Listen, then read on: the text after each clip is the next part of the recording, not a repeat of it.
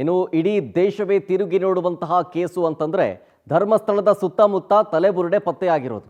So ಈ case ವಿಚಾರಕ್ಕೆ ಸಂಬಂಧಪಟ್ಟಂತೆ ತನಿಖೆ ಮಾಡೋದಕ್ಕೆ SIT ಟೀಮ್ ಅಖಾಡಕ್ಕಿಳಿತಾ ಇದೆ.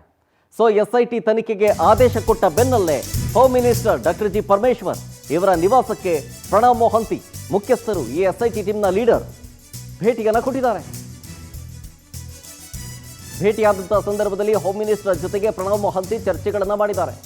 ಪ್ರಣವ್ ಮೊಹಂತಿ ನೇತೃತ್ವದಲ್ಲೇ ಈ SITಯ ತನಿಖೆ ಆಗುತ್ತೆ.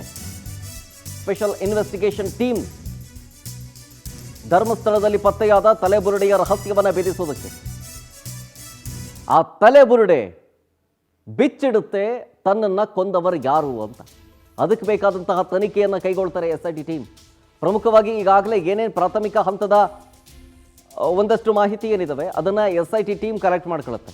ವಿಜುವಲ್ಸಲ್ಲಿ ಗಮನಿಸ್ತಾ ಇದ್ದೀರಿ, ಪ್ರಣವ್ ಮೊಹಂತಿ ಅವರು ಹೋಮ್ ಮಿನಿಸ್ಟರ್ನ ಭೇಟಿಯಾದಂತಹ ಸಂದರ್ಭದಲ್ಲಿ ಬಂದಂತಹ ವಿಜುವಲ್ಸ್ ಇದು.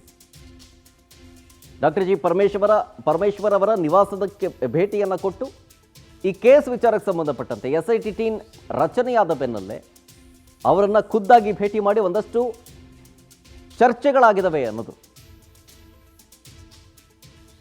ಸೊ ನೋಡಬೇಕು ಈ ಕೇಸನ್ನು ಹ್ಯಾಂಡ್ ಓವರ್ ಮಾಡಿಕೊಂಡ ನಂತರ ಯಾವ ಹಂತದಲ್ಲಿ ಯಾವ ದಿಕ್ಕಿಗೆ ಹೋಗುತ್ತೆ ತನಿಖೆ ಕಾದು ನೋಡಬೇಕಾಗತ್ತೆ.